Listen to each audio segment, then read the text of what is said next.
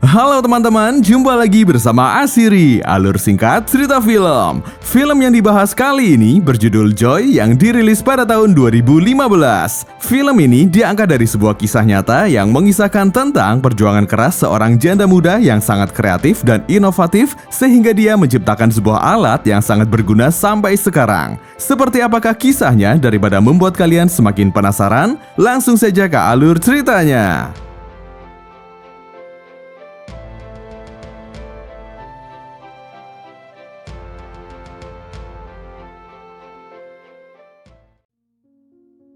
Pada saat Joy kecil, kehidupan terlihat bahagia. Mereka selalu berkumpul dan bermain bersama.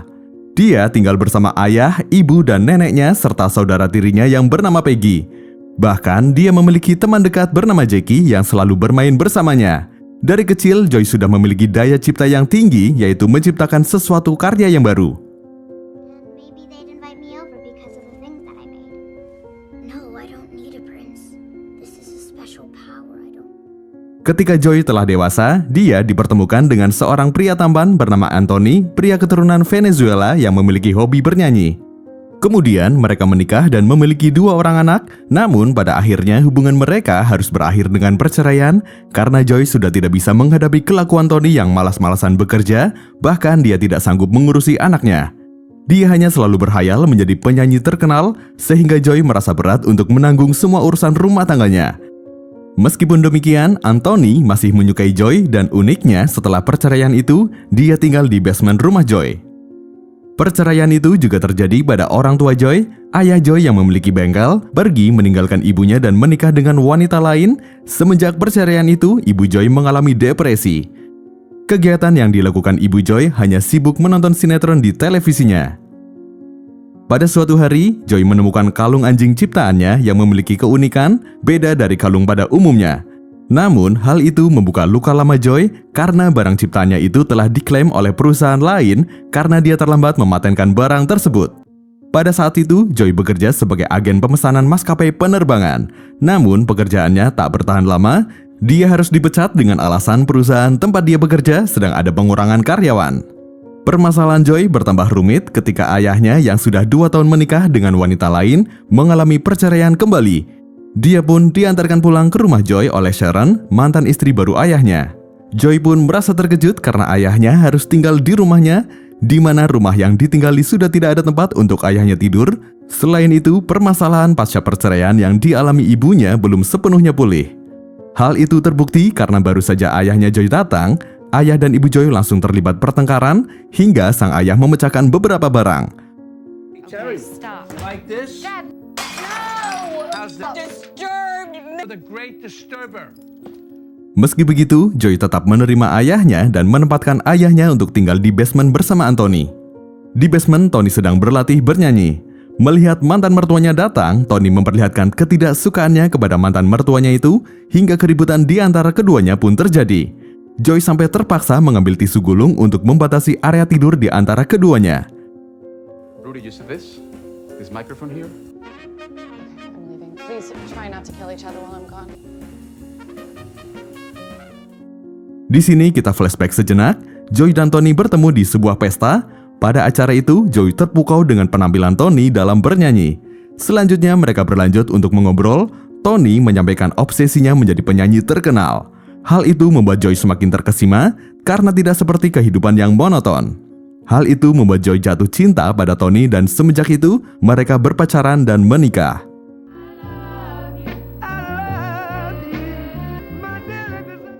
Selanjutnya, mengenai perseteruan kedua laki-laki tersebut, Rudy ayah Joy memang sudah tidak suka pada Tony sejak awal pernikahan mereka. Ketika pernikahan Joy dan Tony, Rudy pun sudah membuat kacau pesta itu. Tak hanya itu, obsesi Tony yang ingin menjadi penyanyi terkenal sangat ditentang oleh Rudy. Rudy menganggap hal itu hanyalah isapan jempol belaka dan hanya membuang waktu saja. Pada suatu malam, Joy bertemu dengan sahabatnya yang bernama Jackie. Dia curhat dengan berbagai masalah yang terjadi di rumahnya. I hope he gets another girlfriend and I'll move out of the basement. What happened to us, Jackie? All the things that we used to do. Lalu, beberapa hari kemudian, secara diam-diam ayahnya mengikuti biro jodoh yang menyambungkan dengan klien-kliennya via telepon. Ayahnya yang merasa kesepian pun akhirnya dipertemukan dengan seorang janda kaya yang bernama Trudy. Agar tidak tertukar, janda itu memakai T yaitu Trudy dan ayah Joy tanpa T atau Rudy. Sementara itu, ibu Joy panik karena saluran airnya di kamarnya mampet sehingga airnya menyembur keluar. Hal itu karena ibu Joy sering membersihkan sisir di wastafel. Selanjutnya, kembali ke Rudy dan Trudy merencanakan pertemuan sebagai kencan pertamanya. Dalam pertemuan mereka, ternyata mereka sama-sama cocok dan langsung memutuskan untuk menjalin hubungan asmara. Untuk merayakannya, Trudy mengajak Rudy untuk berpesta di kapal pribadinya serta Trudy meminta agar Rudy mengajak keluarganya untuk ikut. Keesokan harinya, saat mereka sedang bersenang-senang sambil minum anggur merah, tiba-tiba kapal sedikit oleng dan Joy secara tidak sengaja memecahkan gelasnya. Karena merasa tidak enak dengan kapal milik kekasih ayahnya, dia lalu membersihkan pecahan gelasnya. Namun saat dia sedang memeras pelnya, tangannya mengalami luka akibat serpihan kaca tersebut. Dalam kondisi yang belum stabil akibat luka yang diderita, Joy bertingkah aneh. Orang-orang yang menjaga Joy sempat bingung dengan apa yang dialami Joy. Mereka menganggap jika Joy mengalami kelelahan. Selanjutnya, ketika Joy tertidur, Joy tiba-tiba mendapatkan suatu ide.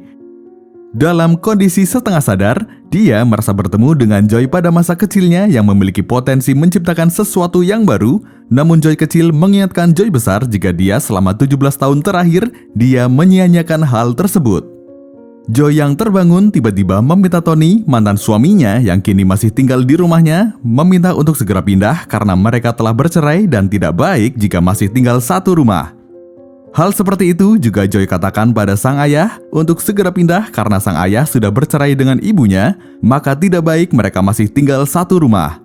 Namun ayah Joy menolak hal itu, maka Joy memberi tawaran agar ayahnya membantu memintakan bantuan modal pada kekasih barunya yang kaya raya, mau menginvestasikan kepada idenya Joy yang akan dijadikan sebagai bisnisnya.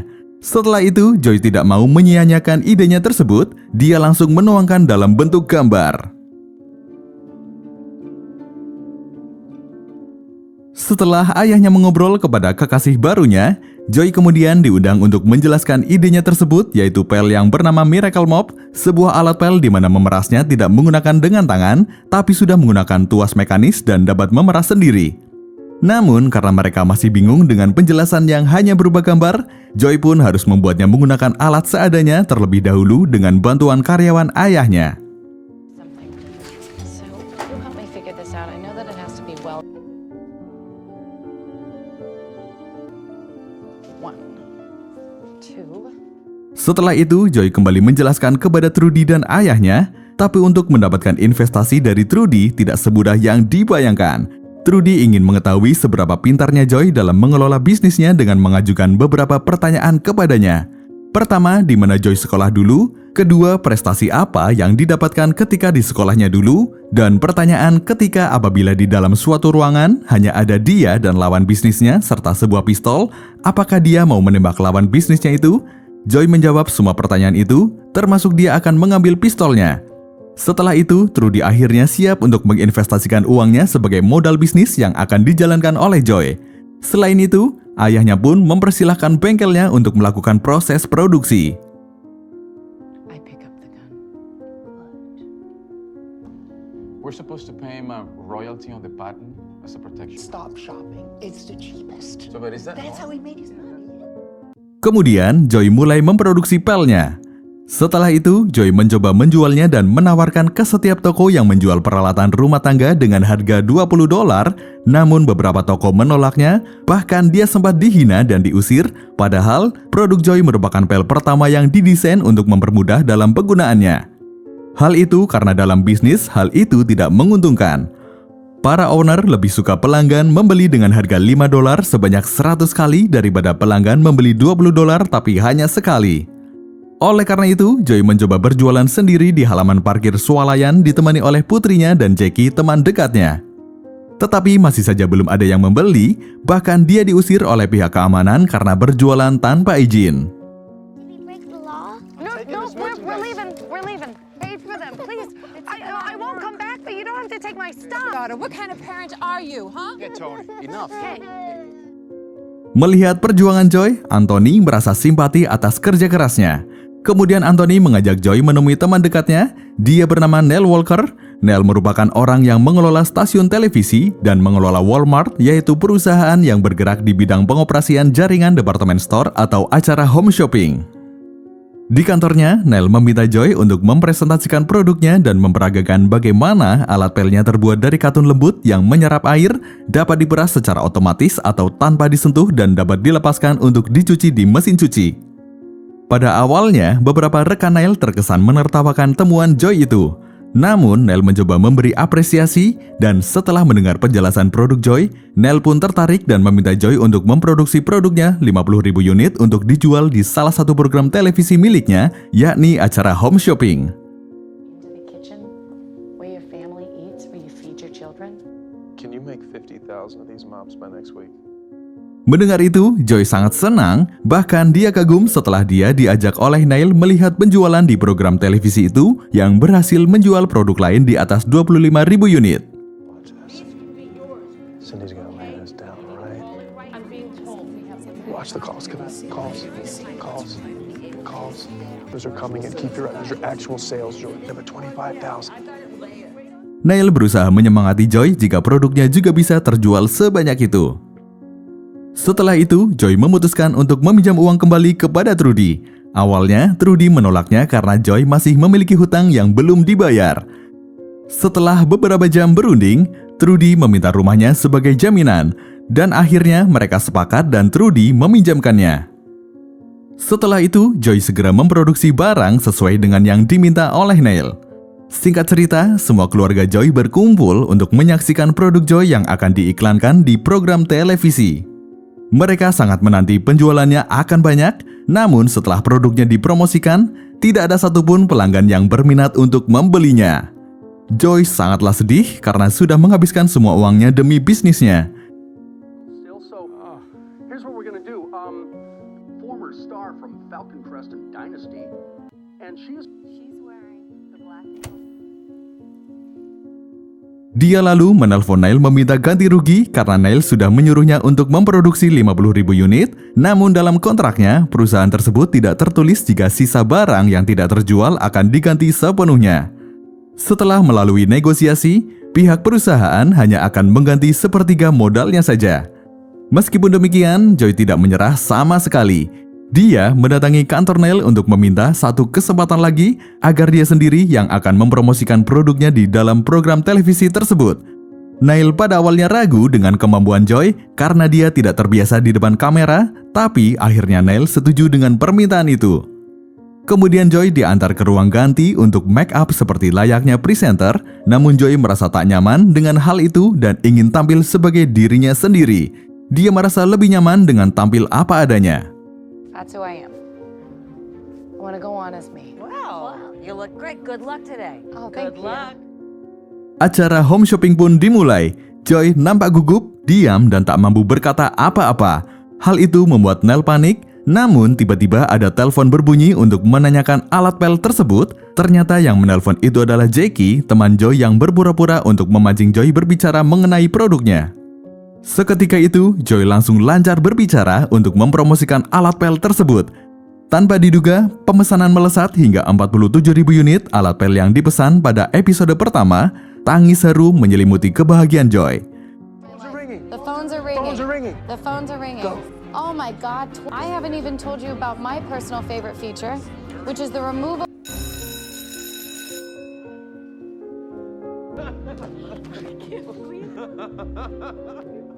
Pemesanan produk Joy tak berhenti sampai di situ. Angka terus bertambah hingga mencapai total sampai 95.000 unit alat pel yang dipesan melalui acara tersebut. Namun kebahagiaan itu diiringi dengan kabar duka atas meninggalnya nenek Joy. Hal itu membuat Joy sangat terpukul karena hanya neneknya lah yang sangat sayang pada Joy. Selama ini Joy juga lebih dekat dengan neneknya dibanding dengan orang tuanya. Namun kini ketika Joy telah sukses, neneknya malah pergi meninggalkannya untuk selamanya. Selanjutnya, seusai pemakaman sang nenek, masalah lain pun kembali muncul. Joy mendapat kabar jika vendor yang menyuplai bahan pembuat pel miliknya secara tiba-tiba menaikkan harga secara sepihak setelah melihat rating penjualan di televisi yang sangat bagus. Hal yang sangat membuat marah, ayah Joy mengirim Peggy, saudara tiri Joy, untuk mengurus hal tersebut tanpa sepengetahuan Joy. Ayah Joy mengatakan jika saudara tirimu ingin terlibat bisnis itu. Namun Peggy malah membuat hal yang cukup blunder sehingga membuat posisi Joy semakin melemah. Akhirnya Joy harus lekas pergi mengunjungi vendor tersebut, tetapi di sana dia tidak menemui pemilik pabrik. Di sana Joy hanya bertemu dengan manajernya. Dia memproses dengan manajer pabriknya mengenai harga yang dinaikkan oleh pemilik pabrik tersebut tanpa sepengetahuan Joy. Setelah berunding beberapa menit, pemilik pabrik tersebut tidak mau menurunkan harganya. Joy pun meminta melihat mesin produksi untuk membuktikan kebenaran alasan harganya naik. Tapi Joy tidak diizinkan. Joy merasa curiga, lalu dia pergi ke toilet dan tanpa sengaja ia menemukan lubang ventilasi yang cukup besar dan setelah memasuki lubang itu, ternyata terhubung dengan ruang produksi. Di ruang itu, Joy merasa syok ketika melihat karyanya telah dipatenkan oleh perusahaan tersebut secara diam-diam. Kemudian pihak perusahaan mengatakan jika hak paten itu milik perusahaan mereka dan menjual tanpa sepengetahuan Joy. Lalu mereka memanggil polisi dan menuduh Joy menerobos tanpa izin hingga akhirnya Joy ditahan. This is not stealing, this is my property. This is my property. John, you've known me 15 years. All right, come on, man. Get your ass. What about Trudy's money? Kemudian dia dibebaskan oleh ayahnya dengan jaminan yang cukup besar. Joy ingin membawanya ke ranah hukum, tetapi akan percuma. Karena pada waktu itu Joy bisa dikatakan kalah secara hukum dan menghadapi tuntutan royalti untuk setiap alat pel yang dia telah jual. Kondisi tersebut membuat Trudy dan ayahnya marah karena hutang Joy yang terus menumpuk. Kondisi Joy yang sedang terpuruk ditambah parah karena sang ayah turut memarahi Joy. Dia tidak sadar karena hal ini terjadi juga karena kesalahannya mengirim Peggy dan membuat hal blunder. Tapi ayah Joy bersikeras tetap memarahi Joy karena dia dianggap telah menghilangkan uang Trudy. Sehingga Joy dipaksa oleh Trudy untuk menandatangani surat pernyataan pilot atau surat pernyataan bangkrut agar Trudy tidak terus merugi dan memutus hubungan investasi di antara keduanya. Tadinya Joy menolak karena dia masih ingin berusaha mempertahankan bisnisnya, tapi karena desakan dari berbagai pihak, akhirnya Joy mau menandatangani surat pernyataan pilot atau surat menyatakan bangkrut itu. Dengan ditandatanganinya surat tersebut, maka hubungan kerjasama antara Joy dan investornya resmi terputus. Walaupun kondisinya yang makin terpuruk dan tidak ada seorang pun yang mau mendukungnya, tetapi Joy masih belum menyerah begitu saja. Joy lalu memotong rambutnya sebagai tanda perubahan. Kemudian ia mempelajari dan mencermati lagi mengenai hukum perdata, hukum hak cipta, serta tentang hak paten. Berdasarkan hasil analisisnya, ternyata dia menemukan detail perbedaan antara desainnya dengan desain yang dipatenkan oleh perusahaan nakal tersebut, dan juga menemukan fakta mengenai tanggal pendaftaran hak cipta atau paten produk tersebut. Ternyata karya Joy jauh lebih dulu didaftarkan hak patennya di Hong Kong. Hal itu dilakukan pada saat Joy pertama kali meminjam uang kepada Trudy untuk memulai usahanya. Berbekal dengan dokumen dan hasil analisis tersebut, Joy kemudian pergi ke Dallas untuk menemui sang pemilik perusahaan nakal tersebut di sebuah kamar hotel. Pemilik perusahaan itu kemudian datang dan menggertak Joy bahwa dia bisa saja membunuh Joy dan tak ada yang tahu karena orang akan menganggap Joy meninggal bunuh diri karena habis bangkrut. Gertakan itu tak membuat Joy bergeming. Dengan santai, Joy menjelaskan hasil temuannya, yakni ada perbedaan desain alat pel milik Joy dengan desain yang dipatenkan oleh perusahaan tersebut, jadi tak ada kewajiban untuk membayar royalti. Selanjutnya, Joy juga menjelaskan jika ia telah lebih dulu mematenkan karyanya di Hong Kong. Oleh karena itu, perusahaan itu bisa dituntut dengan kasus penipuan, penggelapan, dan juga pencurian ide. Mendengar penjelasan Joy, nyali bos sombong itu langsung menciut dan ketakutan. Lalu bos itu mengajak damai dan akan mengembalikan uang royalti Joy beserta bunga dan denda. Joy lalu menyatakan jika dia tak akan melanjutkan kasus hukum tersebut asalkan bos itu mau menandatangani dokumen yang telah Joy siapkan. Setelah semua masalah dan berbagai rintangan diselesaikan, Joy menjadi pebisnis besar dan terus menciptakan berbagai karya yang dipatenkan. Kemudian dia bersama anak-anak dan juga ibunya pindah ke rumah besar dan indah. Lalu dia juga membayar produk yang diproduksi Rudy, Trudy, dan juga Peggy untuk menolong mereka yang telah bangkrut. Ayahnya yang bertambah tua akhirnya juga dirawat oleh Joy. Kemudian Neil Walker yang juga ikut sukses dan menjadi rekan sekaligus rival bisnis Joy. Dan mereka saling menjaga hubungan baik. Walaupun sudah menjadi kaya, dia tak pernah lupa dengan asalnya dan perjuangannya. It's nice to see you. It's good to see you. It's been a long journey. Yes, it has. I'm proud of you. Thank you. Dia membantu orang lain yang memiliki karya untuk dipublikasikan dan dikembangkan. Ia juga menghargai para usaha pemula dan memanusiakan manusia dengan melayani mereka secara baik. Tony, mantan suami Joy serta sahabat Joy, dia jadikan sebagai penasehat bisnisnya.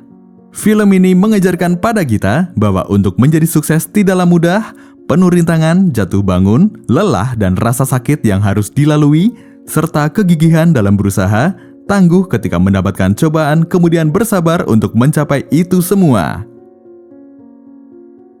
Seperti itulah kisah tentang perjuangan keras seorang janda muda yang sangat kreatif dan inovatif sehingga dia menciptakan sebuah alat yang sangat berguna sampai sekarang. Terima kasih dan sampai jumpa di alur cerita selanjutnya.